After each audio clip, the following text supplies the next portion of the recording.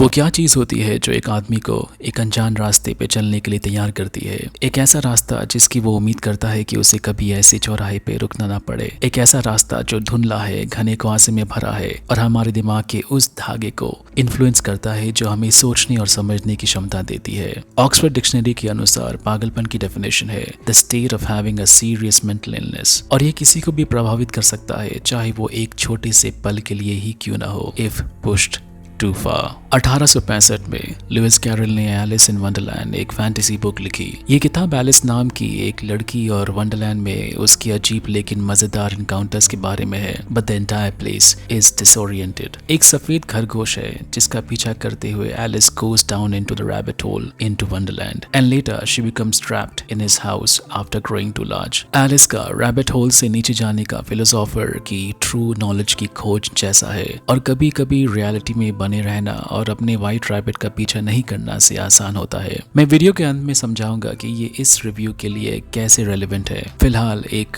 Real life incident पे नजर डालते हैं। 21 साल की उम्र में एल्बर्ट आइंस्टाइन ने स्विस पॉलिटेक्निक इंस्टीट्यूट से ग्रेजुएशन की और एक नौकरी पाने के लिए संघर्ष किया। 72 साल की उम्र में वो अब तक के सबसे महान फिजिसिस्ट बन गए थे। तभी एक फोटोग्राफर ऑथर सैसे ने आइंस्टाइन को कैमरे के लिए मुस्कुराने के लिए मनाने की कोशिश की। चूंकि आइंस्टाइन पूरे दिन फोटोग्राफ किए जा रहे थे, इसलिए उन्होंने इस रिक्वेस्ट को डिक्लाइन कर दिया। What really happened is actually interesting and unexpected. Stick around to the end of the video to know.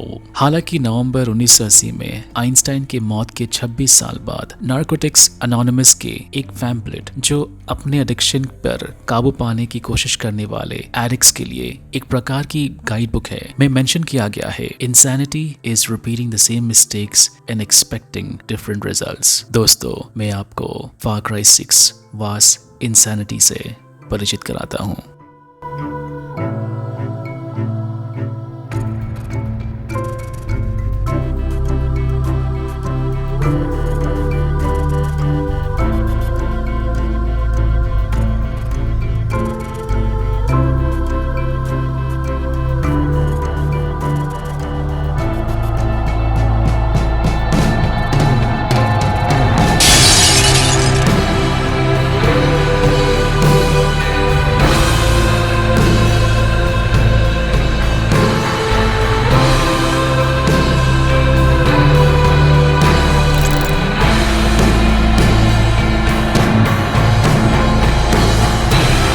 मेरा नाम है इमरान और न्यूरोमांसर फार क्राई 6 वास इंसैनिटी डीएलसी की एनालिसिस में आपका स्वागत करता है। Where the pathology of normalcy is either a genius for good or for evil. Before I begin the review, I would like to thank Ubisoft for providing a review copy for the DLC. वैसे मेरी content free है और हमेशा रहेगी, लेकिन आपके like button पर click करने जैसी एक सिंपल सी action motivates me to keep creating content for you. साथ ही अगर आप गेमिंग रिव्यूज, एनालिसिस और वीकली न्यूज वीडियोस पसंद करते हैं, then please consider subscribing. With that aside, let's delve into the human psychological and relativism specific to VAS.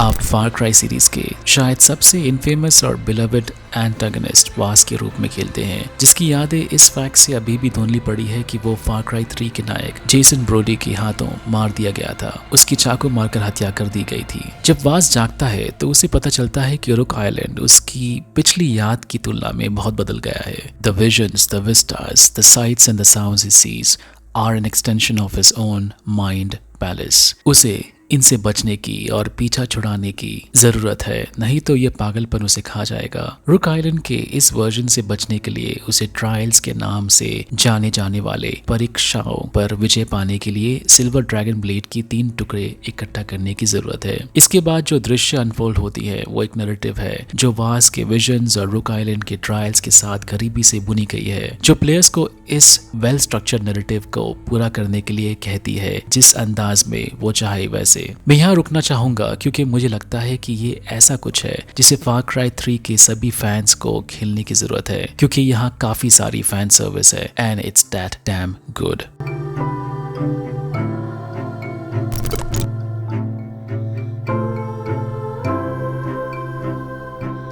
जब मैंने फार क्राई 6 की रिव्यू की थी तो मैं वास्तव में गेम की विजुअल्स और ओवरऑल परफॉर्मेंस से काफ़ी इम्प्रेस था। मैं ये कॉन्फिडेंटली कह सकता हूँ कि Ubisoft यहाँ भी निराश नहीं करते हैं। कई CRT टेलीविजन्स को दर्शाने वाले ओपनिंग सीन से लेकर उस समय तक जब जेसन इस लुका छुपी के खेल को खत्म करता है, पेड़ों की शाखाओं से गिरने वाले सूखे पत्तों तक, खून के लाल रंग में लिपटे ब्लड स्टेन्ड रास्ते से जो खून की बारिश में रंगों में ढल गए हैं से लेकर जो आपको जंगल में एक एक्टिव वॉल्केनो की ओर ले जाते हैं that may erupt anytime, आसमान में तैरने वाले शार्क से लेकर उनकी ज़ॉम्बी इन्फेस्टेड बॉडीज जो अब पानी के नीचे घूमते हैं, हर एक सीन को काफ़ी प्यार और देखभाल के साथ सावधानी से हाथों से बुना गया है। हथियारों पे उनके टेक्सचर्स, वास के हाथों पर उसकी iconic bandages, the flutter of the leaves in the wind, all seem to work in sync. यहाँ तक कि जब कुछ लोकेशंस पर पागलपन की भावनाओं के साथ कुछ हॉरर एलिमेंट्स ब्लेंड किए जाते हैं तो ये सेगमेंट्स दर्शाते हैं कि एक पागल आदमी की आंखों के माध्यम से दुनिया को देखने पर आप क्या देख सकते हैं।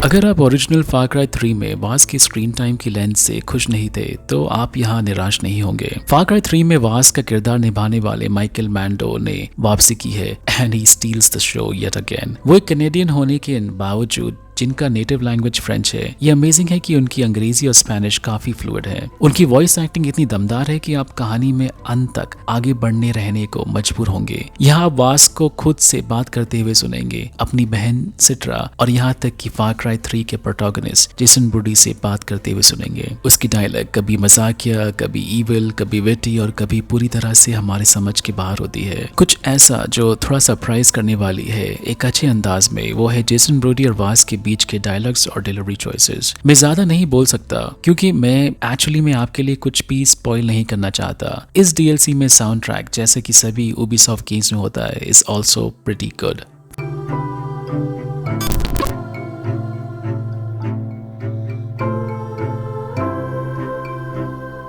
फार क्राई 6 के लिए ये पहला DLC एक रोगलाइक शूटर है which is heavily action oriented. जब आप पहली बार गेम शुरू करते हैं आप एक मिरर या एक दर्पण और एक वेपन लॉकर को एक्सेस कर पाएंगे। आईने में आप अपने वेपन्स में गैजेट्स, सॉकेट्स जोड़ने, हेल्थ सिरिंजेस के कैरिंग कैपेसिटी बढ़ाने, विंग सूट, पैराशूट और ग्रैपल एक्सेस करने, किसी टेक डाउन के बाद बूस्ट गेन करने, मरने के बाद कैश के एक अमाउंट को रखने और हेल्थ कैपेसिटी को बढ़ाने जैसे परमानेंट अपग्रेड्स खरीद कर अनलॉक कर सकते हैं। वैसे आपने गौर किया होगा कि मैंने परमानेंट शब्द का इस्तेमाल किया है। इसका ये रीजन है कि आपको इस पागलपन को एक प्ले थ्रू में, एक सिटिंग में ही वास को हाथ पकड़े हुए आगे बढ़ाना है और आजाद करने की कोशिश करना है। अगर आप मारे जाते हैं तो आप मिरर पर अनलॉक किए गए परमानेंट अपग्रेड्स को छोड़कर अपनी सारे प्रोग्रेस खो देते हैं। आप वेपन ऑल्टर्स पर वेपन चैलेंजेस के द्वारा वेपन्स अनलॉक करते हैं। आप अपने सेफ हाउसेस में इनके लिए अपग्रेड्स अनलॉक कर सकते हैं। अपग्रेड्स और अनलॉक्स को कैश के माध्यम से खरीदा जा सकता है,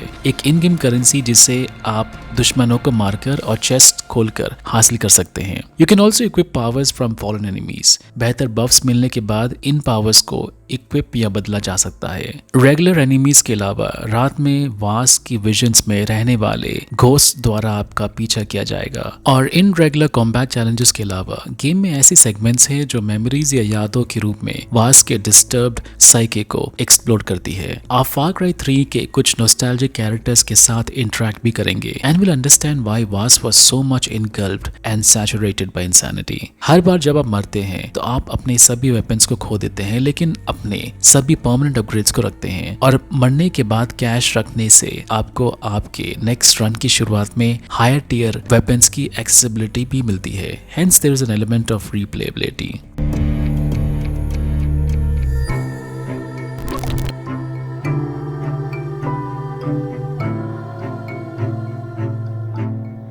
the DLC is pretty short. ये मद्देनजर रखते हुए कि ये एक $15 की खरीद है, आप कुछ घंटे की रन टाइम इससे हासिल कर सकते हैं। साथ ही इस DLC को समझने के लिए आपको फार क्राई 3 खेलना होगा। इसलिए अगर आपने फार क्राई 3 नहीं खेला है तो आप ये नहीं समझ पाएंगे कि यहाँ हो क्या रहा है। हालांकि ये एक रोग लाइक शूटर है, मैं ये एक्सपेक्ट कर रहा था कि map will open up a bit और points of interest randomly generate होंगे, लेकिन ऐसा नहीं होता है। इसलिए आप उन्हीं लोकेशंस का दौरा करेंगे और पहले से ही जानते होंगे कि what's in store for you, which will kill any excitement in terms of anticipation.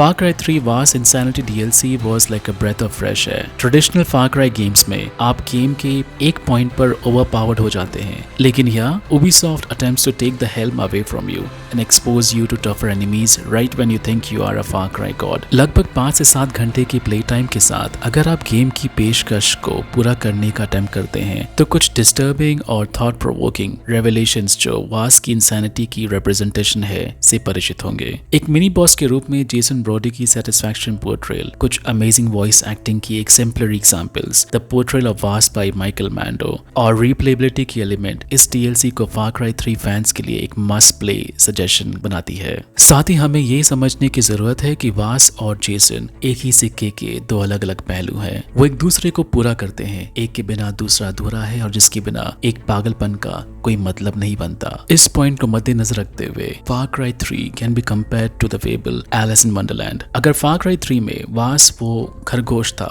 जो जेसन को उस रैबिट होल के गहराइयों में लिए जाता है, तो इस डीएलसी में जेसन वो खरगोश है और वास वो एलिस है। और अब वास को खुद से बात करते हुए सुनते हैं, सिट्रा को आपके कानों में फुसफुसाते हुए सुनते हैं, जेसन को आपके साथ माइंड गेम्स खेलते हुए अनुभव करते हैं। गेम में कुछ ऐसे एलिमेंट्स हैं जिन्होंने मुझे कोजिमा की पीटी की इंट्रिकेट लेवल डिजाइन की याद दिला दी। Game's writing is praiseworthy and was something I didn't expect Ubisoft to pull off with this DLC. But this DLC brings the story of Vaas to closure. A closure I waited for 9 long years. मैं इस DLC को खेलने के लिए जरा hesitant था क्योंकि मैं नहीं चाहता था कि वास की मेरी पसंदीदा यादों के साथ किसी भी तरह से छेड़खानी की जाए। लेकिन जब मुझे Ubisoft के अमेजिंग PR से Far Cry 6 की पहली DLC वास इंसैनिटी को एक बार आजमाने के लिए एक ईमेल मिली, I thought चलो एक बार ट्राई करते हैं। And man what an experience it was. मैं इस डीएलसी को सभी फार क्राई 3 फैंस के लिए स्ट्रांगली रेकमेंड करूंगा। और ये भी ध्यान देने वाली बात है कि इस डीएलसी ने मुझे जेसन ब्रोडी की कैरेक्टराइजेशन को जरा और अप्रिशिएट करने में मजबूर किया। I was never really fond of him, but the writers at Ubisoft who worked on this DLC truly deserve a standing ovation. Thank you Ubisoft for respecting the original characters and their element of insanity. Insanity से याद आया, Einstein पे लौटते हैं। जब photographer Einstein का पीछा करता है उस एक तस्वीर के लिए जहां भी वो जाते थे, आइंस्टाइन उसकी तस्वीर के लिए मुस्कुराने की मांग को स्वीकार करते हैं। आखिरकार अर्थर की रिक्वेस्ट एक्सेप्ट कर लिया और मुस्कुराने के बजाय तस्वीर खींचते वक्त आइंस्टाइन ने अपनी जबान बाहर निकाल दी and brought an end to Arthur's insanity, which was so rightly summarized by Vaas. Did I ever tell you what the definition of insanity is? Insanity is doing the exact same fucking thing over and over again, expecting shit to change. That is crazy. Gaming news, reviews और reviews के लिए channel को subscribe करें, video को like करना ना भूलें और नोटिफिकेशंस को ऑल पे सेट कर दें। शुक्रिया।